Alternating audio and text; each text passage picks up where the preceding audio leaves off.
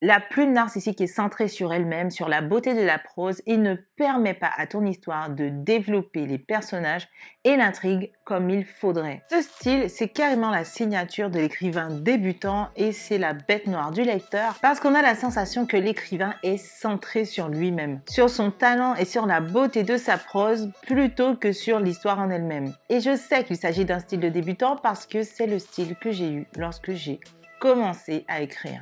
Ce style, je l'ai même utilisé pendant des années parce que je souhaitais que le lecteur me voie mon talent, voie ma plume. Sauf qu'un jour, après une critique difficile à encaisser d'un de mes mentors, il m'a expliqué que je me regardais écrire, que ma plume était narcissique.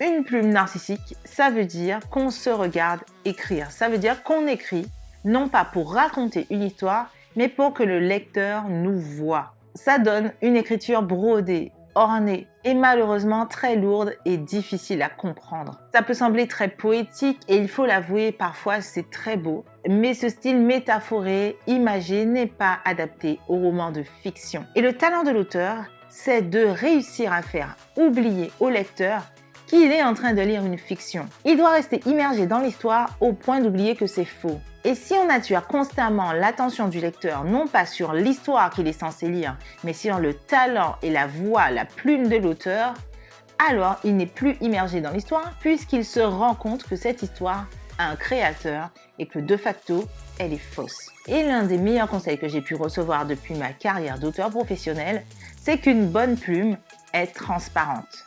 Dans un roman de fiction, la beauté d'une plume se reconnaît grâce à l'immersion qu'il permet au lecteur. La finesse d'une bonne plume, c'est de réussir à faire vivre au lecteur une scène comme s'il y était, sans jamais chercher à être belle. Et je sais d'expérience à quel point c'est difficile lorsqu'on nous dit « maintenant tu dois arrêter de t'étaler », que le lecteur ne nous voit jamais. Mais au bout d'un moment, il faut savoir se regarder en face et être franc avec soi-même. Le devoir de l'auteur est d'être le plus neutre, le plus transparent, le plus invisible possible. On peut facilement transposer mes idées au métier de réalisateur. Le réalisateur va passer des semaines, des mois, des années à peaufiner des cadres, des décors, juste pour que parfois on ne prenne que quelques minutes de plan. Et concrètement, le réalisateur doit être le plus invisible possible. Ça ne veut pas dire qu'il n'y a pas de travail derrière, mais si concrètement, pendant une scène où deux personnages se disputent, le réalisateur, juste pour qu'on voit son talent de réalisateur, va se mettre à zoomer sur, que sais-je, une voiture en arrière-plan qui, par rapport au modèle, montre l'époque dans laquelle le film est en train de se dérouler. Tous ces détails, ils sont présents. Ils sont visibles de façon subtile. On va voir un certain modèle de voiture, on va se dire tiens, on est dans les années 90. Mais ça, c'est invisible. C'est quelque chose de tellement intuitif qu'on voit le talent du réalisateur sans réellement le voir. Alors oui, c'est frustrant parce qu'il n'y a que les acteurs qui sont au devant de la scène et le réalisateur, lui, il n'a que la standing ovation des personnes qui réalisent et qui comprennent le travail qu'il a fourni. Eh bien, c'est exactement la même chose pour un auteur. Un auteur ne doit pas chercher à être beau et visible aux yeux de son lecteur. Sa force, la force de sa plume, se trouvera dans sa capacité à immerger le lecteur, dans sa capacité à transmettre les émotions justes, à transmettre les choses pour que le lecteur puisse se projeter correctement dans le personnage et être tellement captivé par ce personnage qu'il ne pourra pas lâcher l'histoire. Et s'il ressent constamment que l'auteur est là et qu'il essaie de mettre en avant la beauté de sa plume, son talent d'écrivain, au bout d'un moment, il va en avoir marre et il va décrocher. Et de tout mon blabla, il n'y a que deux choses qui peuvent vous faire sortir de la plume narcissique.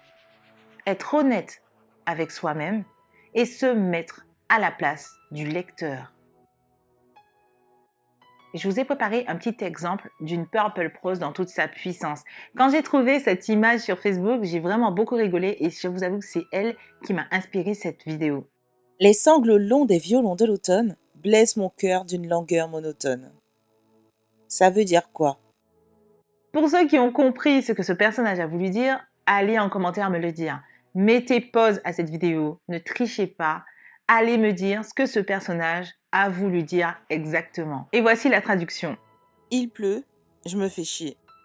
Avouez que traduit comme ça, maintenant, ça a du sens. En relisant, je me disais que c'était presque, mais presque évident. Vous voyez, pour moi, c'est un exemple pur de la plume narcissique. C'est une plume centrée sur elle-même, centrée sur le fait que l'auteur savent jouer avec les mots. Et au final, non seulement ça brouille le lecteur parce qu'il ne comprend pas tout ce qui se dit, ça lui donne un effort de réflexion sur ce qui a été dit, ce que l'auteur essaie de dire. Et bien sûr, ce conseil ne s'applique que si tu souhaites écrire des romans de fiction. Si tu souhaites écrire de la poésie ou tout autre écrit de genre lyrique, eh bien, cette prose te conviendra très bien et les lecteurs qui viendront choisir tes livres, choisir tes écrits, le feront parce que c'est ce type de prose qu'ils cherchent à lire. Et voilà les gens, j'espère que cette vidéo vous aura... Waouh, mais qu'est-ce que je raconte ? Et voilà les gens, j'espère que cette vidéo t'aura plu. Non, c'est pas ça non plus. Je parle n'importe comment. Et voilà les gens, j'espère que cette vidéo vous aura plu. Si c'est le cas, n'hésitez pas à liker cette vidéo, ça me ferait super plaisir, à la partager, à vous abonner à cette chaîne. Et télécharge ton kit, il est gratuit, il est en description. Et du coup, cette fois-ci, c'est la bonne. Je te dis à bientôt pour une autre vidéo. Ciao!